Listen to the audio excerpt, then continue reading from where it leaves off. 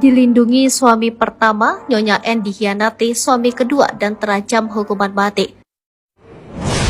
Sosok Nyonya N, ratu narkoba asal Birawan Aceh, membuat gempar sebab dia dikenal sebagai sosok yang santun, religius dan gemar bersedekah. Bahkan pergaulannya pun sangat luas, memiliki koneksi ke beberapa pejabat publik dan politisi serta orang penting. Usahanya pun dikenal cukup lancar dan menggurita karena memiliki beberapa unit usaha dan perusahaan baik di Aceh maupun di luar. Tak pelak penangkapan Nyonya N membuat gempar publik yang mengenalnya. Ada yang percaya dan ada yang tidak. Namun pihak kepolisian mengatakan pelaku adalah sosok yang pintar berkamuflase. Seperti dijelaskan oleh Kepala BNN Komjen Pol Profesor Dr. Petrus Reinhard Golose, jajarannya berhasil menciduk Nyonya N setelah melakukan pengembangan dari seorang bandar bernama AN. Dari tangan pelaku, AN disita 52 kg sabu-sabu yang sudah dikemas dengan 50 bungkus plastik dan 70 kotak bermerek Rolex dengan isi 323.822 butir pil ekstasi dengan total 129 kg. Belakangan AN yang mengaku sebagai suami kedua dari Nyonya N alias Han alias Nisa membuka identitas sang istri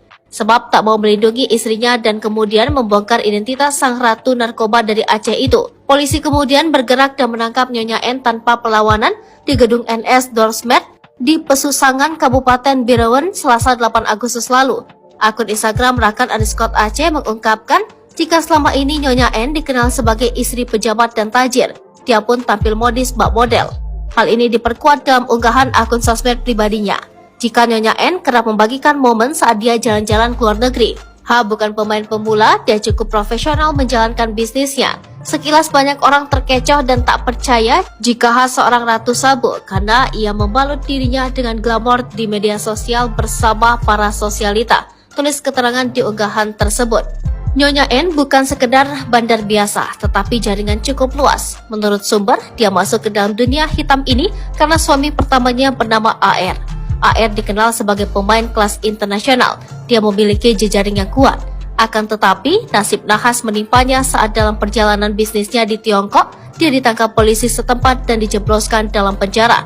Setelah melalui proses hukum dan sidang, pemerintah Tiongkok menetapkan AR dengan hukuman mati. Suami pertama Nyonya N, AR ini dikenal sayang dan setia sehingga tak pernah membongkar identitas keterlibatan istri Nyonya N. Berbeda dengan AN, suami keduanya yang tega membongkar identitas sang istri sehingga harus ditangkap. Menurut pihak BNN, Nyonya N dulunya memiliki suami AR yang pernah berangkat ke Tiongkok untuk berbisnis barang haram ini dan tertangkap. AR kemudian dihukum mati.